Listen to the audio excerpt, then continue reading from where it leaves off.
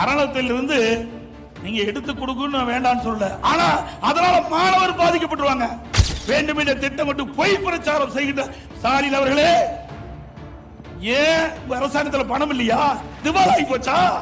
ஏன் அப்பாவுக்கு கடல்ல போய் பேரா வைக்கிறதுக்கு 82 கோடி இருக்குது.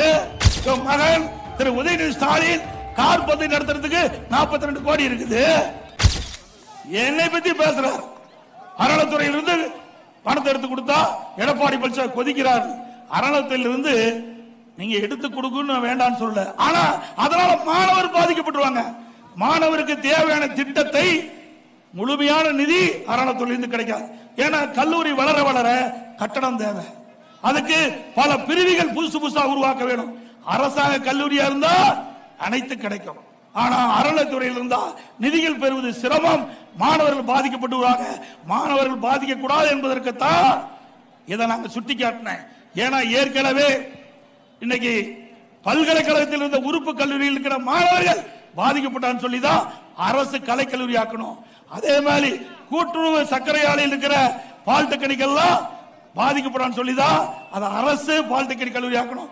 அப்படிப்பட்ட நிலைமை அறநிலைத்துறையில் துவக்கப்படுகின்ற கல்லூரிக்கு வரக்கூடாது என்ற உன்னத நோக்கத்தோடு, உயர்ந்த நோக்கத்தோடு, மாணவனுடைய எதிர்காலம் கருதி அரசு கலைக்கல்லூரி துவங்கள் என்று தான் சொன்னனே ஒழிய வேண்டாம் என்று சொல்லவில்லை.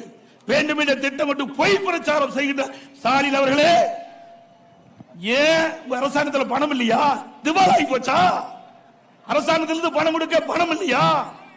ஏன் அப்பாவுக்கு கடல்ல போய் பேரா வைக்கிறதுக்கு 82 கோடி இருக்குது. மகன் திரு உதயநிதி ஸ்டாலின் கார் பந்தயம் நடத்துறதுக்கு 42 கோடி இருக்குது. அரசாங்கத்தை பணத்தில் எடுத்து ஊதாரித்தனமா செலவு பண்றதுக்கு பணம் இருக்குது. மாணவர்கள் கல்வி கற்பதற்கு அரசின் சார்பா கலைக்கல்லூரி கட்டும் சொன்னா நீங்க தவறா நினைக்கிறீங்க? சொல்லுங்க பார்க்கலாம். வேண்டுமென்றே திட்டமிட்டு தவறான அவதூறான செய்தி பரப்பிட்டு இருக்கிறீங்க. இது கடும் கண்டனத்துக்குரியது. மாணவருடைய எதிர்காலம் கருதி அவர்கள் மேலும் மேலும் உயர்ந்த நிலைக்கு வர வேண்டும். அந்த அடிப்படையில் தான் அரசு கலைக்கல்லூரி வேண்டும் என்று நாங்கள் கோரிக்கை வைத்தோமே ஒழிய உங்களை போல ஏமாற்றுகின்ற கட்சி அதிமுக கட்சி இல்ல. மாணவர்கள் மீது அக்கறை கொண்ட கட்சி அதிமுக கட்சி.